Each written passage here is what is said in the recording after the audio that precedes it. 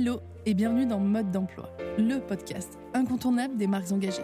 Je suis Audrey, styliste, consultante et hackeuse au service des entrepreneurs mode et lifestyle. Depuis 2018, j'accompagne les créateurs et créatrices pour donner vie à leurs projets en partageant les conseils et les secrets bien gardés des grandes marques pour réussir. Dans ce podcast, nous allons pirater les techniques et méthodes de l'industrie pour les mettre entre les mains de marques indépendantes comme la vôtre. Alors que vous souhaitez créer votre marque en partant de zéro ou lui donner un coup de boost en vendant plus et mieux, vous êtes au bon endroit. Mes très chères créatrices et créateurs, je suis ravie de vous retrouver pour un tout nouvel épisode de Mode d'emploi. J'espère que vous êtes en forme et que vous êtes motivés parce qu'aujourd'hui, on va parler vente. Mais avant de vous présenter le sujet plus en détail, je voulais remercier les différentes personnes qui m'ont laissé des commentaires sur Spotify ou sur Apple Podcast, notamment Anne, Amy, Marie et Manon, bien sûr. Donc merci pour vos commentaires, ça aide vraiment le podcast à se faire connaître, ça m'aide à rester motivée à vous faire toujours ces 2 épisodes par semaine, ça m'encourage vraiment. Donc merci à toutes celles et ceux qui prennent le temps de me laisser ces commentaires et n'hésitez pas à le faire à votre tour si ce n'est pas encore fait. Aujourd'hui, donc, je voulais vraiment vous parler du sujet de la vente et de comment augmenter ses ventes quand on est une marque de vêtements tout particulièrement. La vente, c'est forcément un sujet majeur quand on crée ou quand on a déjà sa marque, et notamment la question de comment écouler plus de stock et augmenter ses quantités vendues, puisque on va voir que c'est un des piliers d'une marque pérenne. Donc je vais vous donner 7 façons, 7 astuces dans cet épisode. Bien sûr, il en existe une multitude, mais je vais me focaliser sur mes préférés. On est parti pour l'épisode du jour. On va commencer donc avec un petit focus sur la rentabilité et pourquoi la quantité vendue est la clé d'une bonne rentabilité. Donc la rentabilité d'une marque de vêtements, c'est un signe d'une marque saine, d'une marque qui fonctionne et d'une marque du coup pérenne et durable. Et cette rentabilité-là, elle passe par l'augmentation du volume de vente et du taux d'écoulement dans un premier temps. Parce que c'est pas en lançant un nouveau produit ou en trouvant une nouvelle cible que tu vas pouvoir écouler ton stock actuel. C'est-à-dire que c'est pas toutes ces nouveautés, ouvrir un nouveau marché, etc., que tu vas solutionner le problème de rentabilité s'il y a un problème ou le problème de stock s'il y a un problème. Ça, ces leviers-là, c'est des leviers de développement, donc pour développer sa marque et grossir, mais pas pour augmenter sa rentabilité. Pareil pour la rentabilité, il y a le travail autour du prix. Donc on peut travailler ses prix de vente, ses prix de revient, etc. Mais ça ne résout toujours pas le problème des stocks actuels non vendus.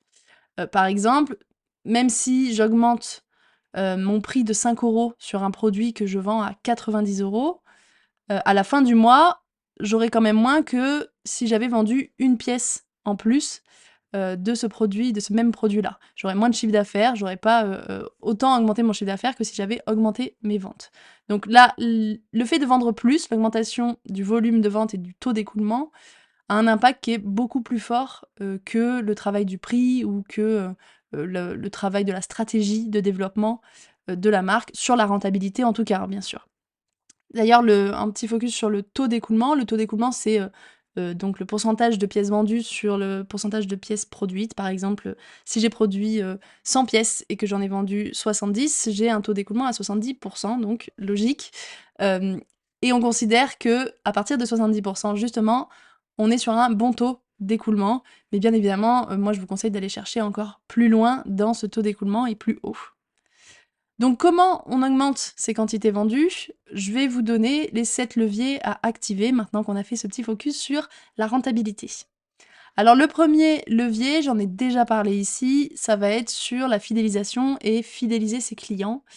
Le client qui a déjà acheté dans ta marque, c'est celui qui a le plus de chances d'acheter à nouveau. C'est plus simple donc de convaincre de nouveau une personne qui a déjà été convaincue plutôt que d'aller en chercher des nouvelles. Donc la première étape de fidélisation des clients, elle est importante pour augmenter ses quantités. Pour ça, il faut mettre en place des stratégies de fidélisation, comme de la relance par exemple de clients par email. On va lui présenter les nouvelles collections, on va lui proposer des promotions, des accès en avant-première à une dernière collection ou à des ventes, à des soldes, etc. Enfin vraiment, on les chouchoute. On va Essayez aussi de créer une expérience client et d'avoir un customer care qui est vraiment, mémorable et qui est, parfait. Avec, un packaging soigné, des petites attentions, un service client qui est impeccable. Ça, c'est des petites choses, mais qui font vraiment la différence et qui vont t'aider à rester dans la tête de ton client ou de ta cliente et qui vont lui donner envie de revenir et de te recommander aussi. Parce que la fidélisation des clients, au-delà de faire des nouvelles ventes avec ces clients-là, ça va te permettre aussi qu'ils te recommandent à d'autres personnes et donc de créer du bouche à oreille, qui est toujours une bonne solution aussi pour développer sa marque. Donc l'expérience client mémorable, elle est utile pour ça et ensuite il y a, tout ce qui est le programme de fidélité avec, des remises, avec, des niveaux et cetera, des exclusivités, des cadeaux après, tant de commandes, après tant d'argent dépensé et cetera. Tout ça, ça fait partie du programme de fidélité. C'est pas, compliqué en soi à mettre en place. Selon ta plateforme de vente, ça peut être même assez simple. C'est pas compliqué, il faut juste par contre bien l'entretenir son programme de fidélité et et le travailler. Mais voilà, c'est pas coûteux et du coup, ça va te permettre d'augmenter tes ventes sur tes clients existants. Donc vraiment, l'objectif, c'est de faire en sorte que ton client ou ta cliente achète 2, 3, 4 fois au lieu d'une seule fois et du coup de maximiser les efforts et de vendre plus avec une seule personne convaincue.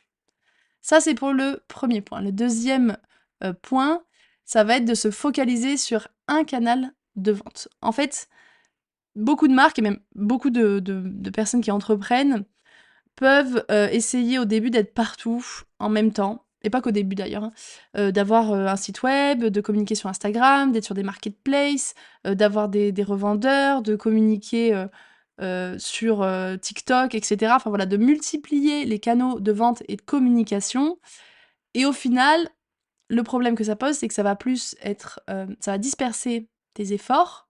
Finalement, il vaut mieux être bon sur un canal que moyen partout. Donc, pour augmenter tes quantités de vente et pour vraiment, heu, avoir de la traction, et développer cette traction en tout cas, la stratégie, ça va être de te focaliser sur un canal de vente ou un canal de communication ou l'un et l'autre. Par exemple, si ton site fonctionne bien, si toutes tes ventes sont faites sur ton site, d'aller l'optimiser encore plus. Par exemple, avec, l'épisode auto-audit de ton site internet que j'ai partagé récemment. Je le remettrai dans la description de cet épisode-là. Donc par exemple, optimiser ton site pour, vraiment, te focaliser sur la conversion de ton site.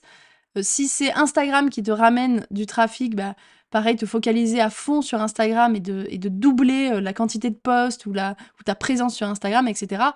Tu vois le principe, mais l'idée, c'est de se focus pour rassembler son énergie et optimiser justement les résultats sur un seul canal de vente et un seul canal de communication pendant un temps, en tout cas. Bien évidemment, je te conseille pas de rester comme ça tout le temps, même enfin, sauf si ça fonctionne, mais pendant un temps, en tout cas, de te focaliser. Déjà parce que ça va te permettre, tu verras, de gagner en sérénité parce que se focaliser des fois sur un seul canal, ça permet de gagner en simplicité et pour ton esprit de créatrice ou de créateur, c'est bien mieux. Mais en plus, ça va te permettre de tester, de voir si vraiment ces efforts payent et donc si c'est quelque chose à continuer ou s'il faut revoir cette stratégie. Mais tente de te focaliser donc sur un canal de vente et un canal de communication. La troisième chose, ça va être de miser sur le SEO et la newsletter. Alors ça, pareil, j'en parle sur mon blog, j'en parle, sur, Instagram aussi. Mais donc le SEO, donc le référencement naturel sur Google et la newsletter d'une marque, c'est 2 façons de vendre plus, qui sont pareil, pas excessivement chères, qui vont pas être coûteuses à mettre en place, qui sont très efficaces et qui permettent donc à des plus petites marques de, développer leur notoriété, leur visibilité et donc leur vente. Par exemple, le SEO, ça te permet donc d'être visible sur Google, de développer ta notoriété sur Google sans forcément payer puisque le SEO, c'est la partie gratuite, l'organique et c'est une bonne façon d'augmenter sa visibilité et d'augmenter sa liste email pour ensuite passer sur la newsletter et convertir en newsletter. Mais voilà, le SEO va vraiment permettre de gagner en visibilité et d'augmenter ses ventes indirectement. Pour ça, il faut optimiser donc ses fiches produits, il faut se positionner sur les bons mots-clés, avoir des descriptions détaillées, des photos de qualité également, ça compte aussi, et Surtout, créer du contenu sur son site internet, donc via un blog. C'est la meilleure manière de créer du contenu, c'est là où il y a le plus de texte et Google aime particulièrement le texte. Et donc d'avoir un blog de marque où tu vas pouvoir donner des conseils, faire des guides d'achat, des comparatifs, etc. Il y a plein de sujets à aborder quand on est une marque avec un blog. Alors quand tu es une marque qui vend un produit qui répond particulièrement à un besoin, c'est-à-dire que c'est pas un produit que vitamine qui va venir booster une envie ou qui répond simplement à une petite pulsion d'achat. Quand tu as un produit qui répond à un besoin, le blog est vraiment primordial. Il va vraiment t'aider à éduquer ta clientèle et à la convertir par la suite et à te faire connaître de cette clientèle-là. Et donc ce SEO, il va te permettre de nourrir ta newsletter parce que les personnes vont s'abonner à ta newsletter, via, différents, moyens. Mais donc grâce à ça, tu vas pouvoir engendrer une liste email et leur envoyer des newsletters. C'est clairement un canal qui est sous-exploité par, pas mal de marques qui vendent en ligne, enfin de marques indépendantes, parce que, on a l'impression qu'on parle que de mails promotionnels, c'est pas du tout le cas. J'en ai parlé dans un épisode de podcast que je, mettrai aussi en description, je me rappelle plus exactement lequel c'était, mais de la stratégie de référencement SEO et de newsletter de la marque Elé, la marque de biberons. J'en ai parlé aussi récemment sur LinkedIn. Mais c'est un canal vraiment, enfin une stratégie pas pas très exploitée et pourtant qui a un des meilleurs, taux de conversion, un des meilleurs retours sur investissement. Donc je te conseille de privilégier ces canaux-là si tu veux augmenter tes ventes. D'ailleurs, je propose une formation sur la partie blog pour le référencement et sur la partie newsletter pour convertir et je propose un pack qui, a ces 2 formations. Si tu souhaites t'y mettre, si tu souhaites, utiliser ces méthodes-là, je te donne rendez-vous pareil en description pour découvrir ces 2 formations et ce pack. Donc avec la newsletter, l'objectif, ça va vraiment être de construire un lien avec ton audience, avec les personnes qui sont abonnées à ta newsletter et pas que donc d'envoyer des promotions comme je te disais. Il y a plein de contenus possibles, de coulisses, témoignages, des conseils mode, des inspirations et potentiellement des offres privées pour, nourrir un lien et convertir en newsletter. Bien sûr, il faut quand même une certaine récurrence, que ça soit sur le blog ou sur la newsletter. Mais pareil, si tu décides de te focaliser sur ce canal de vente et de communication, alors faut y aller à fond et tu peux le faire pendant un temps et voir les retombées, voir si tes efforts payent et si ça a le mérite de continuer. Donc voilà pour la troisième façon d'augmenter ses ventes, miser sur le SEO et la newsletter. La quatrième façon d'augmenter ses ventes, ça va être de s'orienter sur de la vente physique. Alors, bien sûr, si tu es une marque qui vend exclusivement en ligne, cette façon-là va pouvoir t'aider à développer tes ventes parce que typiquement, vendre sur des pop-up, sur des marchés ou même un truc pareil hyper sous-estimé qui est la vente à domicile, qui fait un gros retour depuis plusieurs années dans la partie commerciale et vente. Ces outils-là, ces moyens de vente, te permettent d'enlever la barrière du digital et ça, tout simplement, ça peut vraiment changer la donne sur tes ventes puisque avec la mode, on le sait, il y a un frein qui est énorme, c'est le fait de ne pas pouvoir essayer quand on achète en ligne et c'est pour ça que dans l'habillement, dans le e-commerce habillement, le taux de retour est bien plus élevé que dans tous les autres domaines. On est sur un taux de retour entre 20 et 30. Ça dépend des marques et cetera, mais c'est énorme et donc, la vente en physique te permet d'enlever ce frein de l'essayage, de diminuer donc tes retours et en plus de convertir plus facilement puisque les personnes voient les pièces, sont avec les pièces en direct, peuvent les essayer, peuvent, s'imaginer dedans puisqu'elles peuvent l'essayer. Donc ça peut, déclencher souvent des achats qui sont impulsifs. Alors bien sûr, l'objectif c'est pas de déclencher des achats impulsifs et que la personne se retrouve à avoir des pièces qui lui sont inutiles. On va essayer quand même d'être éthique dans cette partie vente. Mais en tout cas, c'est plus simple de vendre quand on est en direct face à la personne que de lui vendre quelque chose en ligne. Donc pour ça, il y a les pop-up stores, ça c'est des choses intéressantes parce que bien évidemment, je vais pas te dire d'ouvrir une boutique pour développer tes ventes, ce serait, un investissement, beaucoup trop important. Justement là, c'est développer sa marque et pas juste augmenter ses ventes. Donc pour ça, les pop-up stores, les marchés de créateurs Et pourquoi pas donc la vente à domicile, les soirées, privées, entre amis, chez des clientes et cetera, qui vont te permettre de faire connaître ta marque. Une fois de plus, on touche au bouche à oreille, à la recommandation, à l'affiliation et cetera et tu es, chez les personnes dans un cadre plus intimiste. Donc là, forcément, on est sur des ventes, de qualité. Là aussi, l'objectif, c'est de créer de la proximité et de pouvoir convertir plus, grâce à, la présence, tout simplement, en direct avec tes clients. La cinquième façon de développer, ses ventes et d'augmenter les quantités vendues, ça va être la publicité Meta ou Google, donc la publicité Meta, Facebook et Instagram ou, du Google Ads.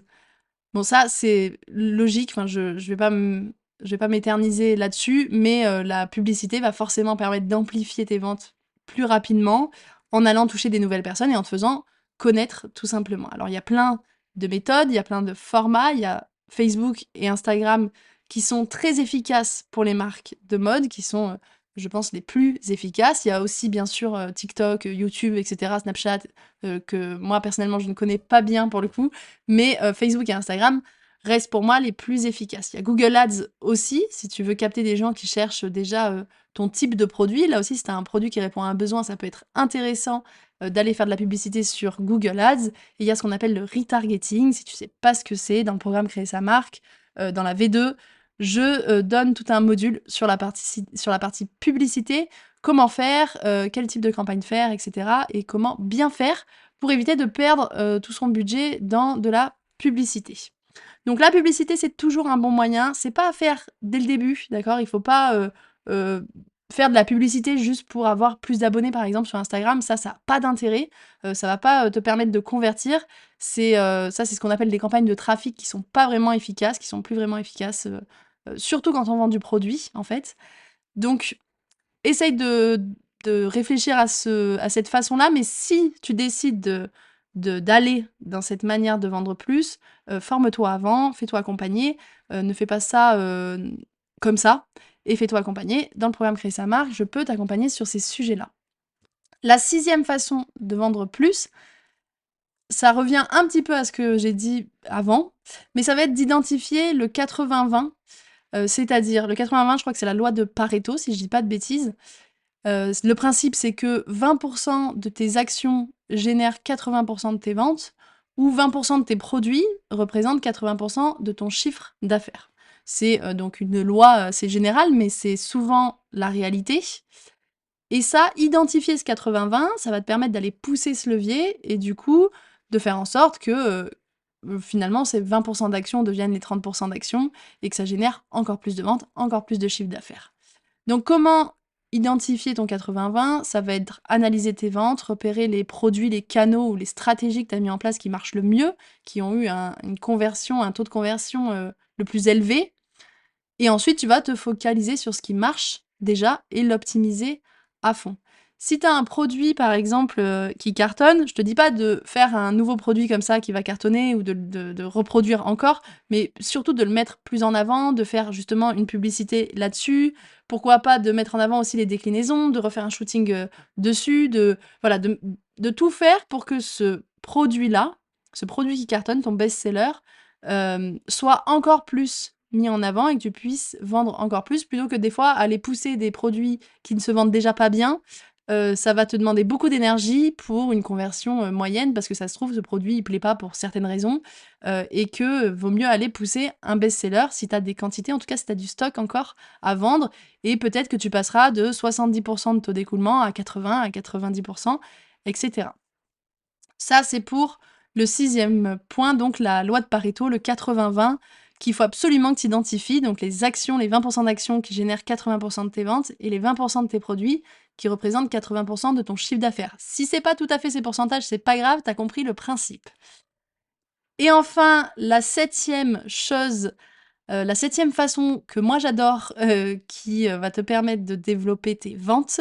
Alors, ça peut aller un peu à l'encontre de ce que j'ai dit au-dessus, mais, l'idée dans ces 7 leviers, c'est d'en sélectionner et de se concentrer sur quelques-uns pendant un temps et pourquoi pas passer à d'autres, quand tu as testé un de ces leviers. Donc le septième levier, ça va être de tenter un truc que tu as jamais fait. Parfois, en fait, je pense qu'il faut savoir sortir des sentiers battus. Alors oui, il y a se concentrer sur le 80-20, se concentrer sur un seul canal, etc. Ça, c'est la base pour développer tes ventes et pour te focaliser dans ton énergie, et focaliser ton énergie, savoir où tu la mets. Mais tenter un truc que tu n'as jamais fait, c'est sortir des sentiers battus, c'est tester un nouveau levier et voir si ça fonctionne. Ça peut être fait en parallèle de je me concentre sur un canal et puis en parallèle, je vais tester un truc fou que j'ai jamais fait. Il y a un. Je sais plus où j'avais entendu ça, mais c'est des choses que je mets en place moi maintenant sur te fixer un objectif. Tu vois, on se dit de fixer des objectifs qui sont réalisables, atteignables, etc. Et il y a une technique de te fixer un objectif qui est complètement inatteignable, qui est irréalisable. Mais te dire avec cet objectif-là, j'en sais rien, genre je veux faire 1 million d'euros avec ma marque, qu'est-ce que je ferais si je devais faire 1 million? C'est-à-dire si j'avais l'obligation de faire ce million d'euros, qu'est-ce que je mettrais en place? Quelles seraient les actions que je mettrais en place? Et là, en général, tu vas penser à des choses que tu n'as jamais faites. Tu vas penser à des trucs que tu n'aurais jamais osé, enfin auxquels tu n'aurais jamais osé penser si on ne t'avait pas mis cet objectif beaucoup trop haut pour toi. Tu vas réfléchir à des idées beaucoup plus créatives et nouvelles parce que pour atteindre quelque chose que tu n'as jamais atteint, tu vas être obligé de faire des choses que tu n'as jamais faites. Donc tenter un truc que l'on n'a jamais fait, ça va permettre d'actionner ce levier-là de créativité. Peut-être que tu te dirais: «Ouais, en fait, moi j'ai toujours, voulu, me lancer sur YouTube et je vais tenter, de mettre ma marque sur YouTube et voir, ce que je peux faire avec ma marque d'innovant, de nouveau et cetera». Même si, on m'a toujours dit que les marques sur YouTube ça fonctionne pas, peut-être que moi je vais essayer. Ça peut être créer un podcast, il y a peu de marques, mais il y a des marques qui l'ont fait, qui racontent les coulisses de la marque dans un podcast et qui ont eu comme première cliente, leurs auditrices. Ça peut être, aller démarcher une boutique de rêve, à laquelle tu n'aurais jamais pensé si tu n'avais pas, essayé de sortir de ta zone de confort. Enfin voilà, actionner ce nouveau levier, faire un truc que tu as jamais fait. Typiquement, moi, bien évidemment qu'aujourd'hui, ce qui me fait le plus connaître et ce qui fait qu'on me découvre le plus, c'est mon blog, et c'est tout ce que je mets sur mon blog. C'est pas Instagram et cetera, c'est mon blog. Donc je me concentre aussi beaucoup sur ce canal-là, mais j'ai toujours voulu, sortir un podcast et c'est ce que j'ai fait, il y a quelques mois et au final, en tentant des choses que je n'ai jamais faites, j'ai des retombées. Alors bien sûr, avant de faire ce podcast-là, j'ai essayé plein de choses différentes. Pendant un temps, j'ai essayé de poster tous les jours sur Instagram. J'ai essayé, voilà, d'actionner des leviers différents à chaque fois et de me dire, poster tous les jours sur Instagram, je l'ai jamais fait. Je l'ai jamais fait, alors si je le faisais, peut-être que j'aurais des retombées. Ça a pas été le cas. Par contre, sortir un podcast, j'ai jamais fait. Alors je vais le tenter aussi et aujourd'hui, ça a des retombées. Donc tu vois, tenter des trucs et te dire: et si je faisais ça?» Et voir ensuite si tu as des retombées, mais tenter un truc que tu as jamais fait ou auquel tu n'oses même pas penser. Parce que le principe, c'est que si tu fais toujours la même chose, tu auras normalement toujours les mêmes résultats. Ça, c'est une phrase un peu typique. Alors, c'est pas tout à fait vrai, je pense, mais quand même, sur le principe, effectivement, en faisant les mêmes choses, on atteint les mêmes résultats. Là, je te donne 7 leviers, mais bien sûr, comme je te disais, il en existe plein d'autres. Il y a plein de stratégies pour vendre plus et augmenter tes quantités vendues. En fait, l'important, ça va être de choisir parmi ces 7 leviers ou parmi tous les autres leviers que tu auras identifiés, ceux qui résonnent avec toi et avec ta marque, ceux qui correspondent à ta marque actuellement et ce qui correspondent aussi à ta personnalité et à ta manière d'entreprendre. Là, je t'ai donné comme levier fidéliser tes clients, te focaliser sur un canal de vente, travailler ton SEO et ta newsletter, tester la vente physique et toutes les méthodes de vente physique, faire de la publicité Meta ou Google, analyser ton 80-20 et booster ce levier qui fonctionne déjà, et enfin, oser une nouvelle chose, une nouvelle stratégie pour sortir de ta zone de confort. N'hésite pas à venir me dire en message privé sur Instagram lequel de ces leviers tu ne connaissais pas ou auxquels tu n'avais pas pensé et lesquels tu aimerais mettre en place pour ta marque très bientôt. Si cet épisode t'a plu, laisse-moi 5 étoiles et un commentaire sur la plateforme d'écoute de ton choix, ça me fait plaisir et ça aide le podcast à se faire connaître. Mes très chères créatrices et créateurs, merci d'avoir été à l'écoute. Continuez de transformer vos rêves en réalité. Prenez soin de vous et à bientôt pour un nouvel épisode.